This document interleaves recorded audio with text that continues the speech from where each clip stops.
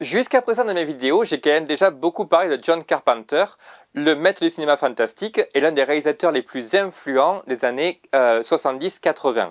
Je vous ai parlé entre autres de Invasion Los Angeles, New York 97, la suite Los Angeles 2013 et bien sûr le chef-d'œuvre de la SF d'horreur The Thing, sachant que dans 3 films sur 4, on retrouve le légendaire Kurt Russell, qui est un de mes acteurs préférés.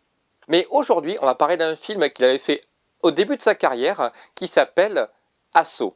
C'est l'histoire en fait d'un condamné à mort qui est protégé par un groupe de flics, et tout ce petit monde se retrouve coincé à l'intérieur d'un commissariat et doit subir les attaques d'un gang ennemi qui les assiège du soir au matin et qui cherche à tous les buter. Au niveau de la mise en scène, c'est clairement un hommage au western culte de Howard Hawks, donc Rio Bravo. Et au niveau de l'atmosphère extrêmement oppressante, c'est inspiré de La Nuit des Morts Vivants de Romero, par exemple. Mais pourquoi je vous parle de ce film? Parce qu'il a été fait en remake, en fait, en 2002, par un Français qui s'appelle Florian Emilio Siri, un réalisateur dont je n'avais jamais entendu parler à l'époque. Je crois que c'est un de ses premiers films, et le film s'appelle Nid de guêpe. Alors déjà, sauf erreur de ma part, des films d'action à la française dans les années 2000, il n'y en a pas des masses. La plupart des films, c'est des trucs assez populaires, beaucoup de comédie et de drame en général. Mais des films d'action purs et durs, ça va vraiment commencer à partir du moment où Luc Besson va mettre en place sa société de production EuropaCorp, qui là va lancer beaucoup de talents, surtout pour une carrière à l'étranger. Donc ce film à l'époque, j'en avais lu une critique dans un magazine qui s'appelait Ciné Live, qui existe toujours mais qui entre-temps a fusionné avec Première. Et d'ailleurs la critique est juste là. Siri réalise un film unique où le western, en quittant son 19e siècle, réécrit sa légende. Effectivement, déjà à l'époque, on le considérait comme un western urbain. J'aimais beaucoup Sami Nasseri dans Taxi, et quand j'ai vu qu'il faisait le rôle principal, donc Sami Nasseri, voilà, je me suis dit, ça peut être marrant. En plus, j'avais beaucoup aimé la bande-annonce. Ça commence par un groupe de malfaiteurs qui est joué donc par Sami Nasseri et ses potes, qui sifflotent la mélodie des 7 mercenaires.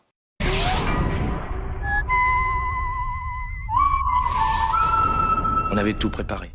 J'aimais beaucoup la référence, et à l'époque, je n'avais pas vu Assaut de Carpenter, mais je connaissais déjà très bien son cinéma, notamment avec les films de Kurt Russell que je vous ai montrés, et j'avais vraiment envie de voir ce qu'un Français arriverait à faire en s'inspirant de la mise en scène donc de Carpenter.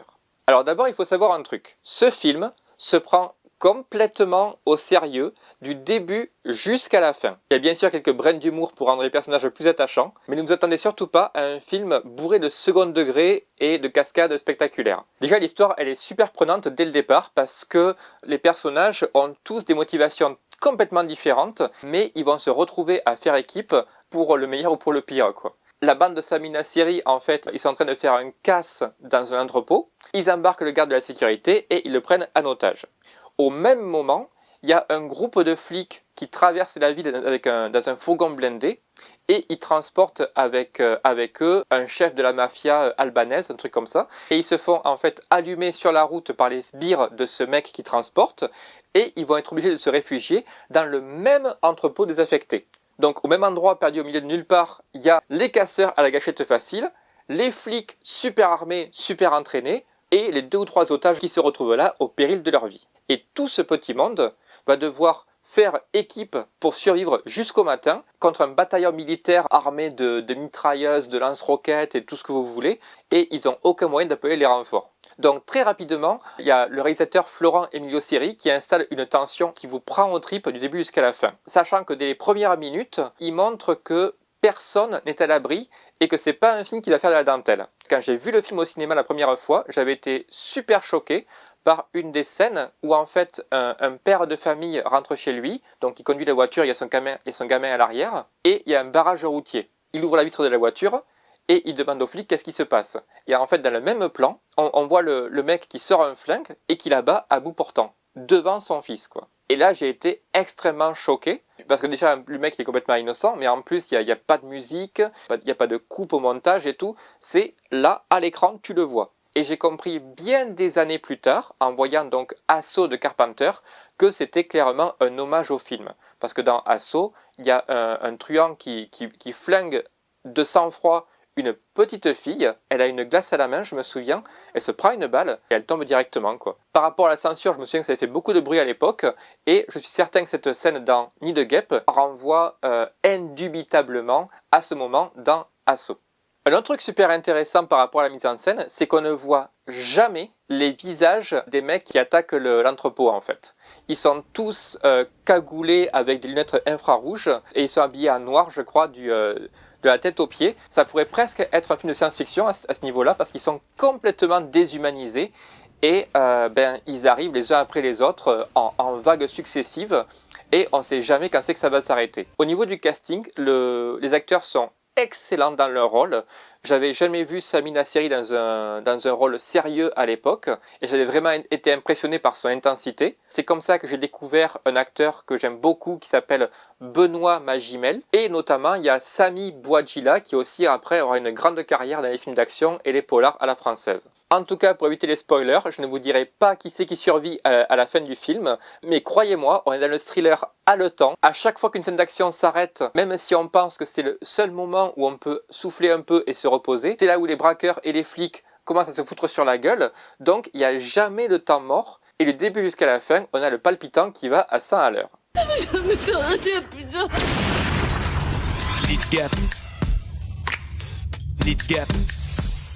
Pour finir, j'aimerais parler un peu de la carrière de Florent Emilio Siri. Un an plus tard, il a été engagé par Ubisoft pour tourner les cinématiques du jeu vidéo Splinter Cell. En 2005, il tourne un film avec Bruce Willis qui s'appelle Otage, qui malheureusement n'a pas eu le succès escompté, sûrement à cause des studios hollywoodiens qui lui ont un peu barré la route.